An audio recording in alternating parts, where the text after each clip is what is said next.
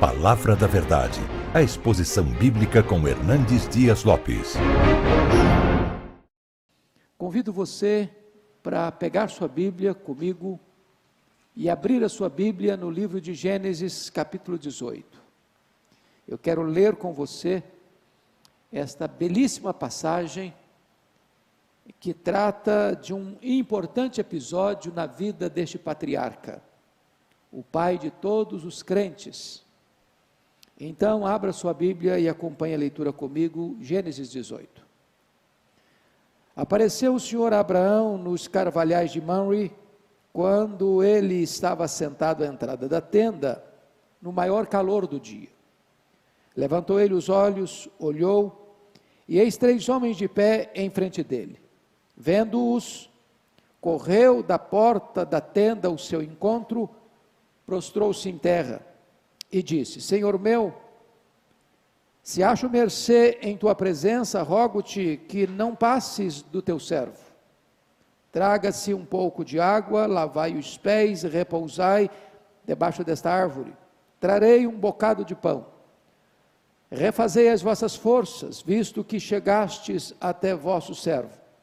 Depois seguireis avante. Responderam: faze como disseste.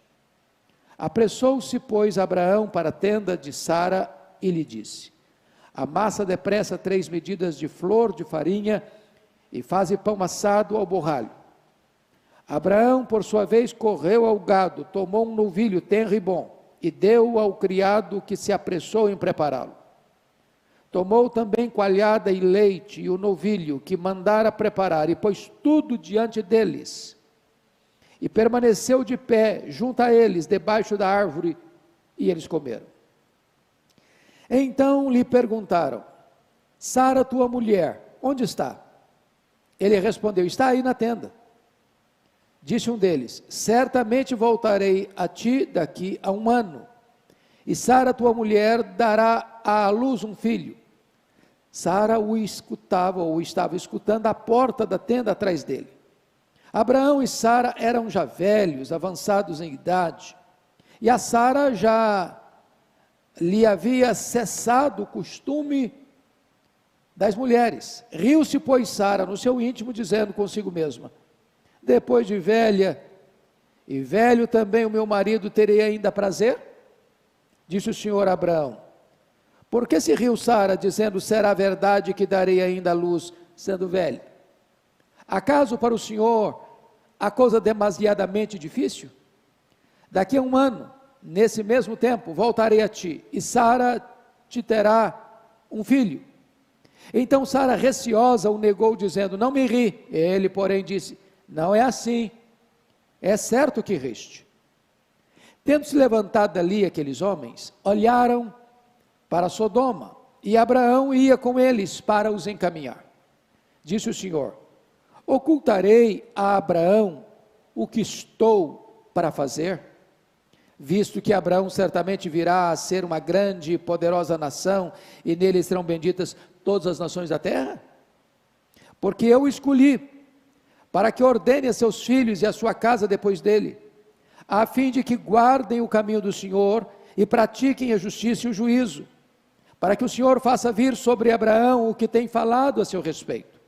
Disse mais o Senhor: com efeito, o clamor de Sodoma e Gomorra tem se multiplicado e o seu pecado se tem agravado muito. Descerei e verei se de fato o que tem praticado corresponde a esse clamor que é vindo até mim, e se assim não é, sabei-lo-ei. Então partiram dali aqueles homens e foram para Sodoma. Porém Abraão permaneceu ainda na presença do Senhor. E aproximando-se a ele, disse: destruirás o justo com o ímpio? Se houver porventura 50 justos na cidade, destruirás ainda assim, e não pouparás o lugar por amor dos 50 justos que nela se encontram? Longe de ti o fazeres tal coisa, matares o justo com o ímpio, como se o justo fosse igual ao ímpio. Longe de ti, não fará justiça o juiz de toda a terra? Então disse o Senhor: se eu achar em Sodoma 50 justos dentro da cidade, pouparei a cidade toda por amor deles. Disse mais Abraão: eis que me atrevo a falar ao Senhor, eu que sou pó e cinza. Na hipótese de faltarem 5 para 50 justos, destruirás por isso toda a cidade? Ele respondeu: não a destruirei, se eu achar ali 45. Disse-lhe ainda mais Abraão: e se porventura houver ali 40? Respondeu: não o farei por amor dos 40. Insistiu: não cire o Senhor, falarei ainda. Se houver porventura ali 30, respondeu o Senhor: não o farei, se eu encontrar ali 30. Continuou Abraão: eis que me atrevo a falar ao Senhor, se porventura houver ali 20, respondeu o Senhor: não o destruirei por amor dos 20. Disse ainda Abraão: não cire o Senhor, se lhe falo somente mais esta vez. Se porventura houver ali 10, respondeu o Senhor: não a destruirei por amor dos 10. Tendo cessado de falar a Abraão, retirou-se o Senhor, e Abraão voltou para o seu lugar. Bom, eu quero pensar com você sobre o seguinte tema: quando o Senhor visita a nossa casa, quando o Senhor visita a nossa família. Eu gostaria de situar esta passagem para que você entenda o contexto. Abraão foi tirado de Ur dos Caldeus,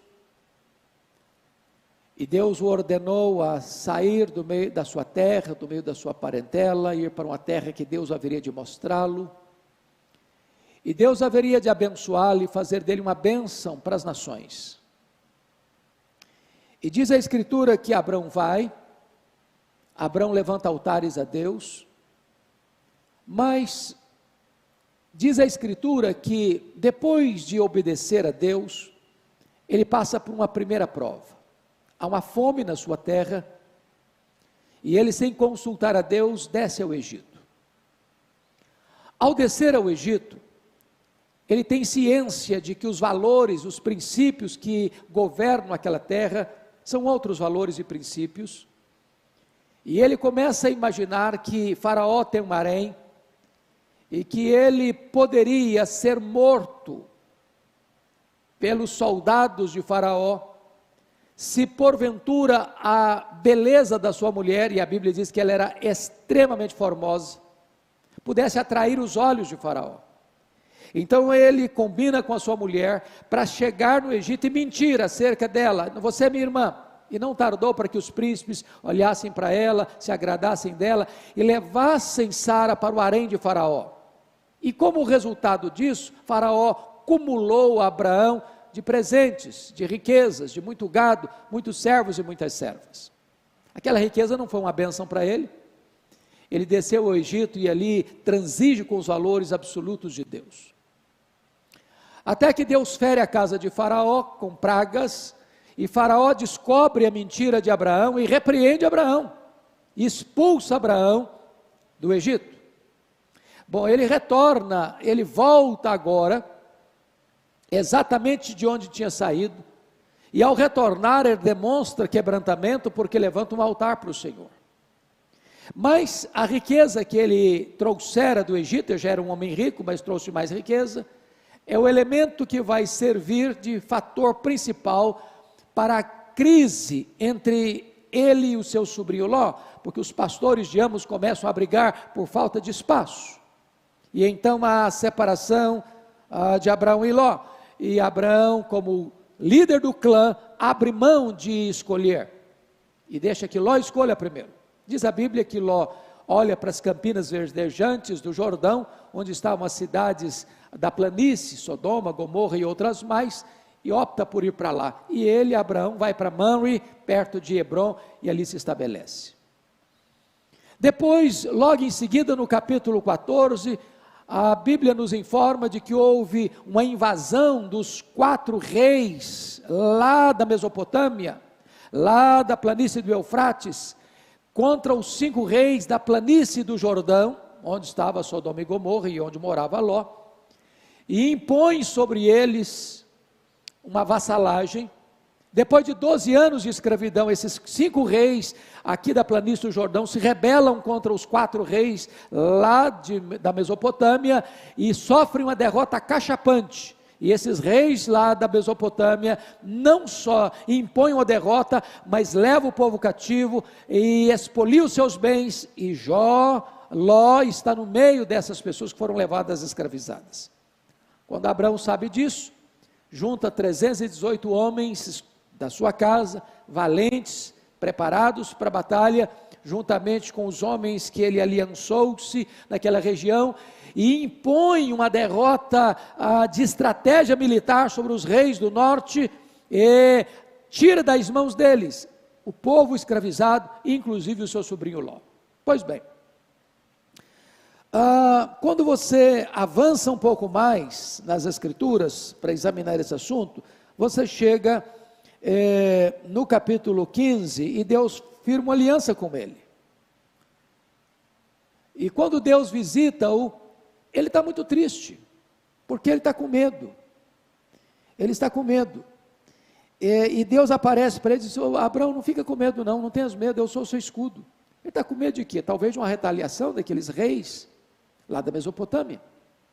Ele está com medo por quê? Porque Deus prometeu que ele iria ser pai de uma grande nação, e ele não tem filhos. Diz: vai ser o Eliezer, o meu servo, o meu mordomo, que vai herdar toda a minha riqueza. E Deus faz uma aliança com ele e diz: olha, Abraão, faz o seguinte, sai da sua tenda, olha para o céu, quantas estrelas, se é que você pode, assim será a sua descendência. Mas, como a vida é feita de começos e recomeços, os anos se passaram. E agora já tem exatamente 10 anos que ele tinha saído da terra e indo para a terra de Canaã. A promessa não se cumpria. E aí, uma daquelas servas que ele trouxe do Egito, chamada Agar, vai ser um ponto de tensão na família dele, porque a mulher dele pensa assim: bom, é costume da nossa época, quando uma mulher não pode dar filhos ao marido, ela pega uma das suas servas, para que o marido coabite com ela, e os filhos dessa serva são considerados meus filhos. E então Sara propõe isso para Abraão, e Abraão não discute com a sua mulher, Abraão não orienta a sua mulher, Abraão não aconselha a sua mulher, Abraão anui, concorda com a sua mulher, e coabita com Agar, e vai gerar Ismael. Isso é chamado de sinergismo.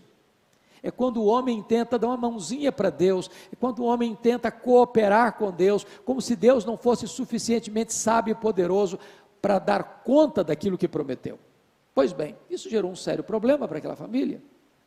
Então, diz a Escritura, no capítulo 17, que quando Abraão completou 99 anos, Deus apareceu para ele e disse: Abraão, anda na minha presença e ser perfeito. E Deus firma uma aliança com ele e estabelece a circuncisão como selo dessa aliança. Deus é maravilhoso, porque é o Deus que perdoa, é o Deus que restaura. Você anda com Deus um tempo, depois você dá uma escorregada e você fraqueja, e Deus não desiste de você, Deus não abandona você, Deus volta a você, Deus propõe um recomeço com você, Deus restaura você, Deus renova a sua aliança com você. E então, com 99 anos, Deus renova a aliança, muda o nome dele de Abrão para Abraão, de grande pai para pai de uma multidão, muda o nome de Sarai para Sara, e agora, logo em seguida, porque tem 99 anos, foi dentro daquele ano ainda, é que entra a passagem que acabamos de ler, capítulo 18. Quando Abrão está na sua tenda, na porta da sua tenda, lá nos carvalhais de Mamre, assentado à entrada da tenda, calor imenso, hora mais quente do dia, talvez meio-dia, e ele olha, defronte dele tem 3 homens, e já naquele momento Abrão tem um discernimento, que não são apenas peregrinos, não são apenas beduínos que estão caminhando por aquelas regiões desérticas de Hebrom.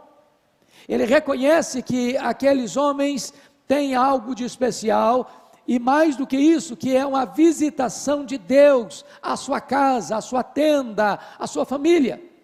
E então diz o texto que ele corre ao encontro deles, E ele, vendo-os, correu da porta, verso 2, da tenda ao seu encontro, e prostrou-se em terra. Prostrou-se em terra. Quero destacar para você que alguns pais da igreja, e até mesmo o reformador Martim Lutero, chegou a pensar que esses 3 homens são a expressão do Pai, do Filho e do Espírito Santo, que seria uma representação da Trindade ali para Abraão. Particularmente, e baseado na maioria dos estudiosos, eu preciso discordar desse pensamento, e penso eu que o texto nos leva a outra conclusão, porque na verdade, o que acontece ali é que nesses 3 homens, um desses homens representava o Senhor, Deus Jeová, Deus Javé. E você pode ler comigo, por exemplo, o verso 13, disse o Senhor a Abraão. Então, quem está falando não é um anjo. O verso 14, acaso para o Senhor a coisa é demasiadamente difícil? O versículo 17, olha comigo, disse o Senhor, ocultarei a Abraão o que está para fazer, o que estou para fazer? Então, quem está falando aqui não é um anjo, é o Senhor, é um desses 3 homens, é a pessoa do Senhor. Olha ainda verso 22, então partiram dali aqueles homens, e foram para Sodoma, porém Abraão permaneceu ainda na presença do Senhor. E quando você avança um pouco mais no entendimento, você já vai lá para o capítulo 19, versículo 1, ao anoitecer vieram os 2 anjos a Sodoma. Então, enquanto Abraão fica com um dos homens, que é o Senhor, os outros 2 homens são 2 anjos. Então, o que eu quero levantar para você é a bênção de Deus chegar na sua casa, é a presença de Deus no seu lar, é Deus retornando à sua casa, para renovar com você a sua aliança, para trazer palavras de bênção, para trazer palavras de esperança, para trazer palavras de vida, para um casal que já estava amortecido e não tinha a mínima possibilidade de gerarem filhos. O Senhor está vindo lá para dizer o seguinte: olha, daqui a 1 ano vai acontecer, eu falei, eu prometi, e eu sou poderoso para cumprir, porque para Deus, para o Senhor, não há coisa demasiadamente difícil. Talvez a maior necessidade que você e eu temos é da visita do Senhor, é da presença do Senhor na nossa vida, na nossa casa, na nossa tenda, na nossa família. É isso que está acontecendo aqui. E o primeiro retrato que eu encontro aqui de Abraão, então, nesse texto, Abraão, o anfitrião. O anfitrião. Então vamos olhar comigo, por gentileza, a partir do verso 3, porque Abraão, ele demonstra uma solicitude imensa, uma alegria imensa, um prazer imenso, uma pressa extremamente eloquente para receber aqueles 3 homens na sua casa. Ele é um anfitrião e ele tem prazer nisso. Então vamos ver isso, por gentileza. Primeiramente, olha comigo o versículo 3, quando ele diz: rogo-te que não passes do teu servo, fica aqui, fica comigo. Lembra lá dos 2 caminhantes de Emaús, quando disseram para o Senhor: já é tarde, fica conosco. É essa consciência de que o Senhor é tão precioso para nós, e é tão bom quando Ele está na nossa casa, é tão bom quando Ele está dentro da nossa família, é tão bom quando a presença dEle é real na nossa família, na nossa casa, no nosso lar. Segundo, olha comigo, versículo 4, o que Ele propõe? Traga-se um pouco de água. Isso era uma forma de acolhida calorosa, porque se caminhava a pé, por aquelas regiões desertificadas, muita poeira, e o primeiro gesto de que você era um bom anfitrião, era que quando a pessoa chegava, você colocava água para lavar os pés. Olha mais, repousai debaixo dessa árvore. O segundo aspecto da característica de Abraão como hospedeiro e como anfitrião, era não apenas lavar os pés, mas também repousar, descansar. Olha, em terceiro lugar, o que ele vai estabelecer para eles? Refeição beduína. E eu chamo a sua atenção para os versículos 5 a 8, porque tem aqui vários aspectos de que os beduínos são muito generosos nas suas refeições. E Abraão está demonstrando isso aqui Veja comigo, por favor. Primeiramente, ele vai colocar, traga-me um bocado de pão. E eu chamo a sua atenção para as características desta hospitalidade de Abraão. Primeiro, Abraão serviu imediatamente. Versículo 4: traga-se um pouco de água, lavai os pés e repousai debaixo desta árvore. As pessoas estão acabando de chegar, o Senhor e 2 anjos, e ele imediatamente já toma decisões e medidas para acolhê-los com grande fervor, com grande entusiasmo. Segundo, ele faz uma recepção pessoal. Olha comigo o versículo 5: trarei um bocado de pão. Quando você vê trarei um bocado de pão, quando vai pedir para Eva, para Sara fazer o pão, ele pede 3 medidas. 3 medidas, gente, é muito pão. É pão para muita gente. Ele está servindo 3 pessoas. Mas ele é humilde, ele não quer dizer, não vou fazer um banquete, não. Ele usa uma linguagem de humildade. E é um trabalho pessoal. Eu trarei um bocado de pão. Eu trarei. Então, ele pessoalmente, lembre que ele é um homem de 99 anos, lembre que ele tem muitos servos na sua casa, lembre que ele poderia simplesmente estar ali conversando com aquelas pessoas e deixando que os seus servos, seus empregados trabalhassem. Não, ele pessoalmente quer fazer isso. Terceiro, ele faz isso de forma rápida. Versículo 6: apressou-se, pois, Abrão para a tenda de Sara. Bom, olha que coisa maravilhosa. Ele entende que a tenda não é dele, é a tenda de Sara.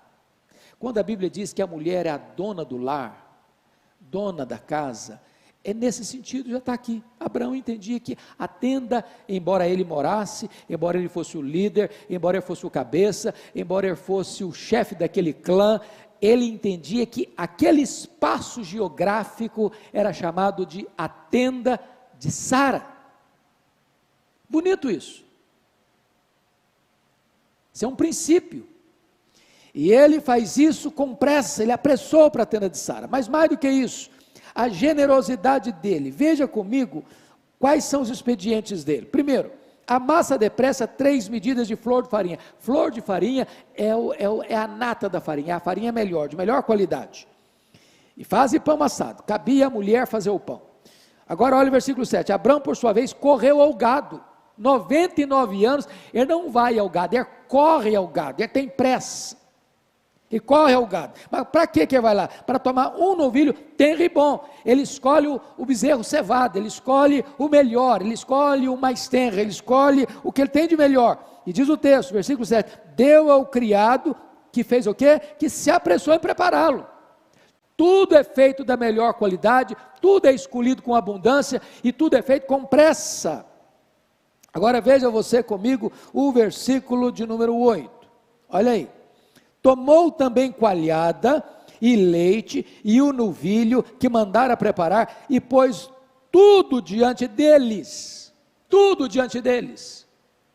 é uma mesa farta, é uma mesa de um beduíno, e mais, diz o texto aí no versículo 8, que ele permanece de pé, como garçom, que está servindo, como garçom, que não é para bater papo, não é para puxar conversa, não é para perguntar, tem a única finalidade de estar ali para servir, para oferecer o melhor, para dar mais conforto aos seus convidados, e ele é o anfitrião, e ele fica ali, pronto e disposto a servir. Abraão, o anfitrião. A grande pergunta é, como você recebe o Senhor na sua casa? O Senhor se sentiria bem na sua casa, como sentia bem, por exemplo, lá na casa de Marta, Maria e Lázaro? O Senhor tem espaço na nossa família? Nós temos prazer em receber a presença dEle? O que é que nós estamos assistindo dentro da nossa casa? O que é que nós estamos ouvindo dentro da nossa casa? O que é que nós estamos conversando na nossa casa? O que é que nós estamos botando na mesa da nossa casa? Tudo isso traz glória para Deus, e dizemos com isso: Senhor, seja bem-vindo na nossa casa, seja bem-vindo na nossa família. Essa é uma lição que Abrão nos ensina. Abrão, o anfitrião.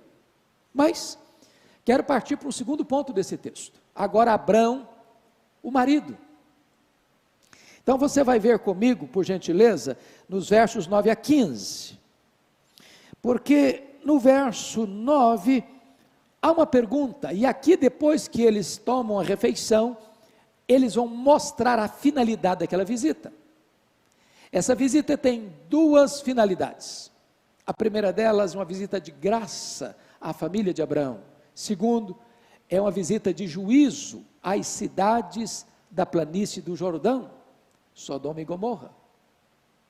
Vejamos então, olha a pergunta do verso 9. Então lhe perguntaram: Sara, tua mulher, onde está? Ele respondeu: está aí na tenda. Será que o Senhor e os dois anjos não sabiam onde Sara estava? Será que eles precisavam dessa informação? Será que eles não tinham esse conhecimento? Claro que a pergunta é retórica. A grande pergunta para um marido é esta: onde está a tua mulher?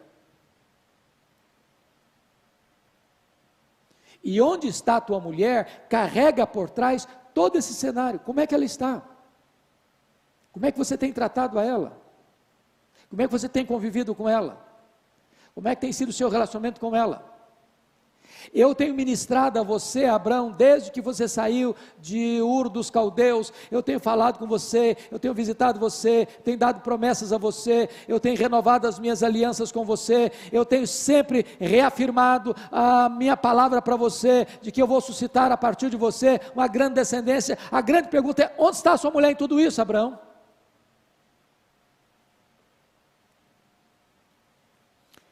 Você tem ministrado a sua esposa? A sua esposa é uma mulher mais crente, mais piedosa, mais cheia do Espírito Santo, porque convive com você, porque se relaciona com você. Onde está a tua mulher? Agora, note você que diante desta pergunta, que foi retórica, há uma promessa no versículo 9, eu chamo a sua atenção. No versículo 10, melhor dizendo: disse um deles: certamente voltarei a ti daqui a um ano, e Sara tua mulher dará à luz um filho. Sara o estava escutando à porta da tenda atrás dele. Então, a pergunta tinha a ver com exatamente esse sentimento do coração de Sara, que haveria de ouvir mais uma vez, e finalmente, pela última vez, esta promessa de que ela daria à luz a um filho. Só um detalhe agora: o tempo foi definido, daqui a um ano, nem menos, nem mais. O Deus que promete, agora estabelece os limites do cumprimento da sua promessa, é daqui a um ano. Mas vamos ver a realidade agora, versículo 11. Porque esta promessa é feita num contexto de uma realidade complicada. Abraão e Sara eram já velhos, avançados em idade, e a Sara já lhe havia cessado o costume das regras. Bom, o ponto é o seguinte: a promessa do filho vem em choque, em conflito com a possibilidade desse casal gerar filhos. O corpo de Sara já estava morto para a maternidade. E o corpo de Abraão também já estava amortecido. Esta palavra velho aqui, no versículo 11 e no versículo 12, quando ela pergunta: depois de velha e velho também meu Senhor, terei ainda prazer, é a mesma palavra, para você ter uma ideia, dos ossos envelhecidos, ou lá em Josué 9, daquelas vestes rotas, que aquelas pessoas vieram para enganar Josué e fazer uma aliança com ele. A realidade é de impossibilidade de um milagre. É por isso que o próprio Senhor com os seus dois anjos aparecem para dizer: eu vou fazer daqui a um ano. Qual foi a reação de Sara? Olha o versículo 12. Riu-se, pois, Sara no seu íntimo, dizendo consigo mesma: depois de velha e velho também o meu Senhor, terei ainda prazer. Este é o riso da incredulidade humana, e este é o riso das impossibilidades humanas. Tem hora que você diz, não tem como, não tem jeito, não tem saída, nós estamos num beco sem saída, nós estamos numa situação sem solução, é um problema conjugal, é um problema de saúde, é um problema financeiro, é um problema de conjuntura política do país, de situação econômica da nação, é o problema da sua empresa, é o problema lá do seu comércio, é o problema lá dos seus empreendimentos. Você olha, não tem mais jeito, agora acabou, agora não tem mais saída, agora não tem mais solução. E então eu quero dizer para você que a sua reação pode ser uma reação puramente humana, olhando para os recursos humanos, das limitações humanas. Mas eu chamo a sua atenção agora para a interpelação do versículo 13. Disse o Senhor a Abraão: por que se riu Sara, dizendo, será verdade que darei ainda luz, sendo velho? Deus é o Deus que confronta a nossa incredulidade. Deus é o Deus que nos repreende todas as vezes que nós duvidamos de que o seu poder pode fazer o impossível dos homens. E aí vem a declaração gloriosa que está registrada no versículo 14, uma das mais belas declarações da Bíblia, sobre a onipotência de Deus. Olha comigo: acaso para o Senhor a coisa demasiadamente difícil? Se Ele criou do nada o universo, você acha que Ele não pode abrir o ventre de uma mulher estéril, e Ele não pode ressuscitar o corpo de uma mulher já morta para a maternidade, para ela ser mãe, e mãe daquele herdeiro das promessas? Porventura a coisa demasiadamente difícil para Deus? Foi isso que Jó entendeu no final da sua vida. Agora eu sei que tudo podes, e nenhum dos teus planos pode ser frustrado. Foi isso que o anjo Gabriel disse a Maria, lá em Nazaré da Galileia, que para Deus não há impossíveis em todas as suas promessas. Foi isso que o apóstolo Paulo escreveu em Efésios 3:20, ora aquele que é poderoso para fazer infinitamente mais do que tudo quanto pedimos ou pensamos, conforme o seu poder que opera em nós. Então, os seus problemas podem ser maiores do que suas forças, mas os seus problemas são menores do que o poder todo suficiente de Deus.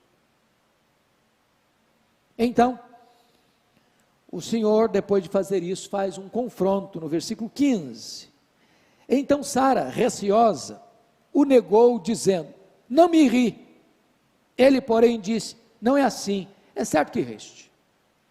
Bom, não dá para mentir para Deus, porque aquilo que o riso de Sara não foi para fora, foi para dentro, não foi uma gargalhada, foi um riso interior. Mas o Senhor a viu, e o Senhor a confrontou. Eu quero dizer para você que Deus está olhando para nós, Ele está nos confrontando, e é melhor que você e eu nos curvemos ao seu confronto, e creiamos nas suas promessas. Bom, depois de falar então de Abrão, como anfitrião, Abrão como marido, eu quero pensar agora com você um pouco sobre Abrão como um profeta de Deus. Olha os versículos 16 a 18. Tendo se levantado dali aqueles homens, olharam para Sodoma, e Abraão ia com eles para os encaminhar. Disse o Senhor, ocultarei a Abraão o que estou para fazer? Visto que Abraão certamente virá a ser uma grande e poderosa nação, e nele serão benditas todas as famílias da terra. Você lembra que o profeta Amós chegou a dizer isso? Que o Senhor não faz nada sem antes revelar o que vai fazer aos seus santos profetas. Abraão era um profeta de Deus, e Deus está saindo da casa de Abraão, onde deixou bênçãos e promessas, se encaminhando agora para Sodoma e Gomorra. E Deus está dizendo o seguinte, eu não vou executar juízo sobre aquelas cidades da planície, sem antes revelar isso a Abraão. Eu não tenho segredo com Abraão. Aquilo que eu vou fazer eu ponho diante dos seus olhos, eu trago essa informação para ele é meu profeta, ele é meu mensageiro, e Deus está mostrando aqui que ele está para cumprir um juízo iminente sobre as cidades malvadas e impiedosas da planície, mas antes disso, Abraão é informado do que Deus está para fazer. Depois disto, vem uma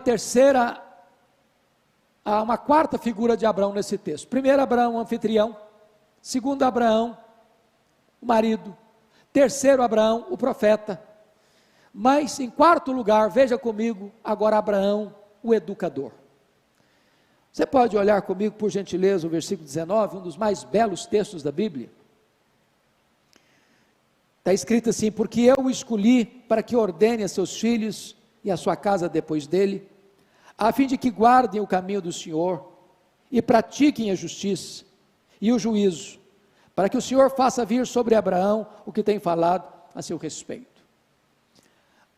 Eu chamo a sua atenção para um ponto muito importante aqui. Para cada pessoa que Deus salva, ele tem um propósito, ele dá um propósito de vida. Por exemplo, o propósito de Noé foi construir a arca, e salvar a sua família, e recomeçar a povoação da terra. O propósito de Moisés foi ser o libertador do seu povo da escravidão do Egito. O grande propósito na vida de Josué foi introduzir o povo de Deus na terra prometida. O grande propósito de Davi foi estabelecer um reino sólido de Israel. O grande propósito de Deus na vida de Salomão foi a construção do templo de Jerusalém.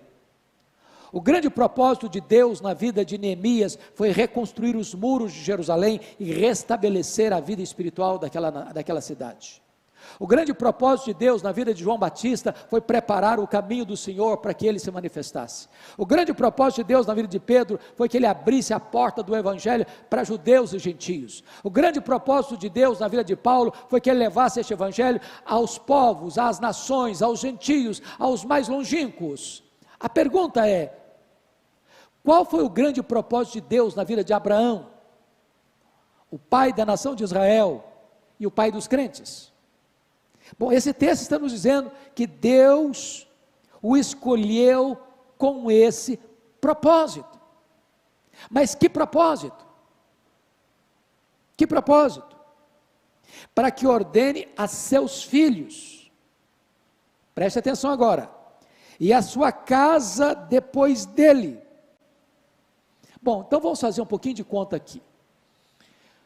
Quando Isaac, o filho da promessa, nasceu, Abraão tinha 100 anos. Isaac casou-se com 40 anos. Portanto, quando o seu filho Isaac se casou, Abraão tinha 140 anos. Bom, Isaac orou por Rebeca 20 anos. Ela era estéril. E quando Rebeca concebeu e deu à luz os seus filhos gêmeos, Esaú e Jacó, netos de Abraão, o Isaac tinha 60 anos, portanto, Abraão tinha 160 anos quando seus netos nasceram. Bom, e Abraão morreu com 175 anos, logo, Abraão só teve 15 anos de vida. A Bíblia diz que ele morreu em ditosa velhice, então ele estava ainda feliz, convivendo. Ele só teve 15 anos para conviver com seus netos. Mas como assim que o projeto de Deus na sua vida foi que ele, está escrito aí no versículo 19, ordenasse os seus filhos e a sua casa depois dele, a fim de que guarde o caminho do Senhor e pratique a justiça e o juízo? Se ele teve tão pouco tempo. E aí você vai entender Abraão e entender esse texto, quando você vai para Hebreus capítulo 11. Que ele viu as promessas e saudou-as de longe. Ele sabendo que ele era o pai dos crentes.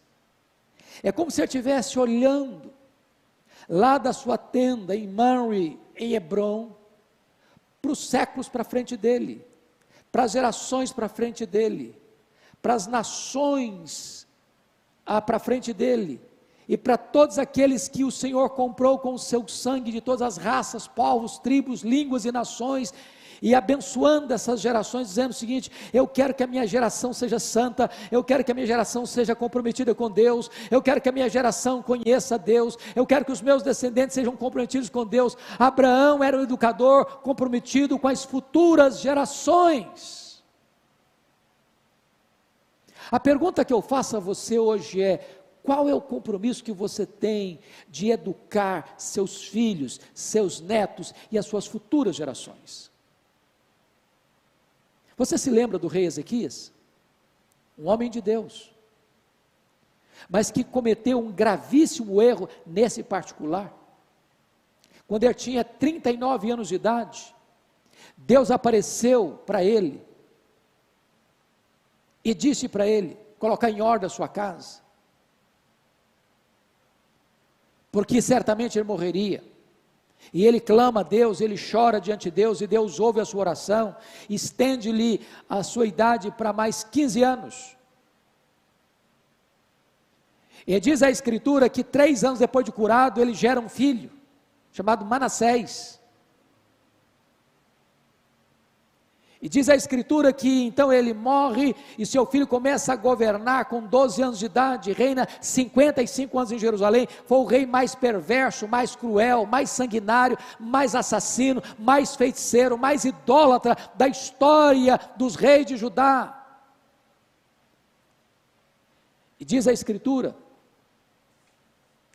que quando ele foi curado, vieram caravanas da Babilônia para presenteá-lo, para se alegrarem com ele diante do milagre, não só da cura, mas da libertação do Império Assírio. E diz a Bíblia que Ezequias abre os seus tesouros da sua casa e mostrou quão grande era, quão poderoso ele era, quão rico ele era, quão esplendoroso ele era, e não disse uma palavra sequer de exaltação a Deus, de gratidão a Deus. Diz a Bíblia que aquilo foi mal aos olhos do Senhor, e Deus mandou Isaías à sua casa para repreendê-lo, e Isaías dá uma palavra dura para o rei Ezequias, dizendo: olha, essa Babilônia que você se envaideceu diante dela, voltará, e tudo aquilo que os reis ajuntaram até hoje, e tudo aquilo que você ajuntar daqui para frente, essa Babilônia vai levar. E tem mais: dos filhos que tu gerares serão levados cativos, serão feitos eunucos, serão castrados. E quando Ezequias escuta isso, em vez dele chorar como chorara 15 anos antes, ou melhor dizendo, como ele chorara depois que foi avisado de que ele morreria, diz a Escritura que depois dessa tragédia de que ele é informado que seus filhos serão cativos, serão castrados, ele responde assim: boa essa palavra, boa essa palavra. Mas acho que você não entendeu, rei Ezequias. Eu estou falando que a Babilônia virá e vai tomar esse povo, e vai levar esse povo cativo, os filhos vão ser levados cativos, vão ser feitos eunucos, e você vem me dizer que boa essa palavra? E ele justifica: boa essa palavra que disseste, porque eu morrerei em paz nos meus dias. Sabe o que significa isso? Sabe o que ele está dizendo? Quando isso acontecer, eu não estou mais aqui para contar essa história. Quando isso acontecer, eu não estou mais aqui. Então, depois que eu morrer, desculpem da expressão, que se danem as futuras gerações, eu não estou nem aí. Nós precisamos de pais, de mães comprometidos com a educação de seus filhos, de seus netos, de sua futura descendência. É isso que Abraão fez, e é isso que nós precisamos fazer. Mas eu queria concluir então a exposição desse texto. Primeiro, Abraão como anfitrião. Segundo, Abraão como profeta. Terceiro, Abraão, primeiro, anfitrião. Segundo, marido. Terceiro, profeta. Quarto, Abraão como educador. E quinto lugar, Abraão como intercessor. É exatamente isso que você vai ver comigo a partir dos versos 20 a 33. E quando chega o verso 20, Disse mais o Senhor. Agora o Senhor vai revelar a Abraão o segundo motivo da sua visita à sua casa. A primeira foi uma visita de bênção para a família de Abraão. A segunda razão da visita à casa de Abraão, porque ele era um profeta de Deus, era avisar a ele de que haveria um juízo sobre as cidades da planície. Então escuta o verso 20. Disse mais o Senhor: com efeito o clamor da cidade de Sodoma, ou o clamor de Sodoma e Gomorra tem se multiplicado, e o seu pecado tem se agravado muito, muito. Então a primeira coisa que você nota aqui, o agravamento do pecado, e aquelas cidades já tinham sido abençoadas por Abraão, que libertou o seu povo, e tirou os espólios de guerra das mãos daqueles reis do norte, e eles poderiam ter reconhecido a boa mão de Deus e se arrependido, mas o contrário, depois da libertação, eles continuaram pecando e agravando ainda mais o pecado. Era uma cidade promíscua, era uma cidade onde a relação sexual das pessoas era contrária à natureza, era uma cidade violenta, e esta violência da cidade, as pessoas que eram violentadas nessa cidade, esse clamor subiu até Deus. Deus se importa com a cidade, e Deus vê os pecados da cidade. Mas em segundo lugar, você nota que antes de Deus aplicar o juízo, Deus investiga primeiro. Deus nunca aplica um juízo sem um diagnóstico primeiro. Então veja comigo o verso 21. Descerei e verei se de fato o que tem praticado corresponde a esse clamor que é vindo até mim, e se assim não é, sabê-lo-ei. É claro que essa é uma linguagem humana, antropomórfica, para descrever esta cena para nós, que Deus não aplica o juízo sem antes investigar. Deus é justo. Deus não inocenta o culpado, e Deus não culpa o inocente. Bom, agora então vem o intercessor, permanecendo na presença do Senhor. Olha o verso 22. Então partiram dali aqueles homens, e foram para Sodoma. Eram 3 homens, um era o Senhor e 2 anjos. Porém Abraão permaneceu ainda na presença do Senhor. Então preste bem atenção agora. São 3 homens, um é o Senhor, 2 são anjos. Os 3 estão saindo juntos da casa do Abraão. Abraão, como um bom anfitrião, não só dá a eles um banquete, mas também os conduz na estrada para onde estão indo. E se você conhece a geografia de Israel, sabe que se você está lá nas alturas de Mamre, a região de Hebron, você caminhando um pouco, de lá de cima você tem uma vista abrangente da planície do Jordão, onde estavam as cidades de Sodoma e Gomorra.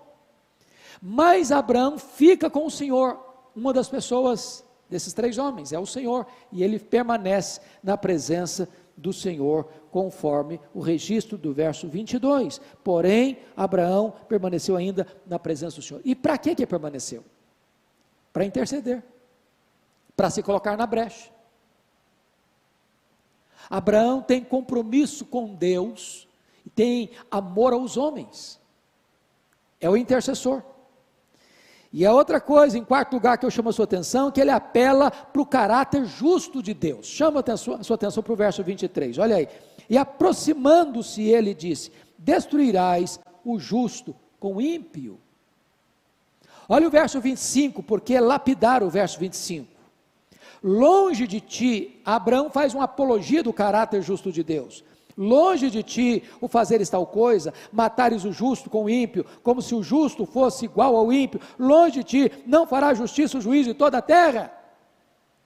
Essa é uma forma de você interceder, é de você relembrar, é você trazer à tona na sua oração quem é Deus. Deus tem compromisso com Ele mesmo, Deus tem aliança com Ele mesmo, Deus tem compromisso com o seu caráter, Deus tem compromisso com os seus atributos, e Abraão está recordando a Deus quem Deus é. O Senhor não vai destruir o ímpio com o justo, porque tu és justo, e sendo tu justo, tu não hás de destruir o piedoso com o ímpio, o impuro com o puro.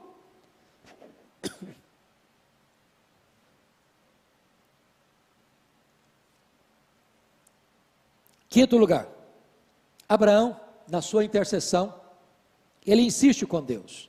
nos versos 24 a 32, tem 6 pedidos de Abraão, 6. Se tiver 50, se tiver 45, se tiver 40, se tiver 30, se tiver 20, se tiver 10, Deus diz, a todos os pedidos Deus disse sim. Não, se tiver 50 eu não destruo, 45 eu não destruo, 40 eu não destruo, 30 eu não destruo, 20 eu não destruo, 10 eu não destruo. Por que parou nos 10? Porque 10 era mais do que um número simbólico, 10 era o menor número de um grupo, de uma comunidade. E eu estou falando de uma cidade. Abaixo de 10, agora a salvação tem que ser individual, não como coletividade mais. Então, Abraão, ele luta com Deus. Ele persevera na oração, ele insiste com Deus na oração. Tem muita gente que pensa que Deus não precisa, falou uma vez, não precisa falar mais, porque Deus não é surdo, Deus não precisa ficar escutando. A Bíblia nos orienta e nos ensina a insistir. Por isso o Senhor Jesus Cristo disse, pedi e dar-se-vos-á, buscai e achareis, batei e abrir-se-vos-á, porque todo que pede recebe, todo que busca encontra, todo que bate abrir-se-lhe-á. A Bíblia nos ensina a insistir com Deus, a perseverar na oração. E é isso que Abraão está fazendo. Mas eu quero, em penúltimo lugar, dizer, em sexto ponto, que Abraão demonstra ousadia e também humildade, porque oração tempera essas duas coisas, ousadia e humildade. Veja comigo o verso 27. Disse mais Abraão, eis que me atrevo a falar ao Senhor, eu que sou pó e cinza. Preste atenção que Abraão não determina nada para Deus, Abraão não exige nada de Deus, Abraão não decreta nada para Deus, Abraão não tem qualquer petulância no seu ministério intercessório, ele pede, ele suplica, ele é ousado, mas ele sabe quem é, e sabe quem o Senhor é. Eu ouso falar, mas eu sou pó e cinza. Humildade não anula ousadia, e ousadia não dispensa humildade. E eu quero terminar, porque o intercessor finalmente é alguém que se rende ao propósito soberano de Deus. Olha comigo o versículo 33. Tendo cessado de falar a Abraão, veja você que quem cessa de falar não é Abraão, quem cessa de falar é Deus. Tendo cessado de falar a Abraão, retirou-se o Senhor. E Abraão voltou para o seu lugar. Deus é soberano. E Ele faz todas as coisas conforme o conselho da sua vontade. Oração não é para determinar nada para Deus, porque quem decide é Ele, quem faz é Ele. Da forma dEle, no tempo dEle, para a glória dEle. Então, nesse momento, depois que Abraão chega ao número mínimo de um grupo, de uma comunidade, Deus cessa de falar com ele. Ele não insiste mais com Deus, submete-se à vontade soberana de Deus e retorna para sua casa. Que Deus nos ajude a imitar este homem que é o pai dos crentes. Abraão, o anfitrião. Abraão, o marido. Abraão, o profeta. Abraão, o educador. Abraão, o intercessor. Que Deus nos abençoe, que Deus nos ajude a seguir as mesmas pegadas do nosso Pai da fé. Deus abençoe você. Palavra da Verdade, a exposição bíblica com Hernandes Dias Lopes.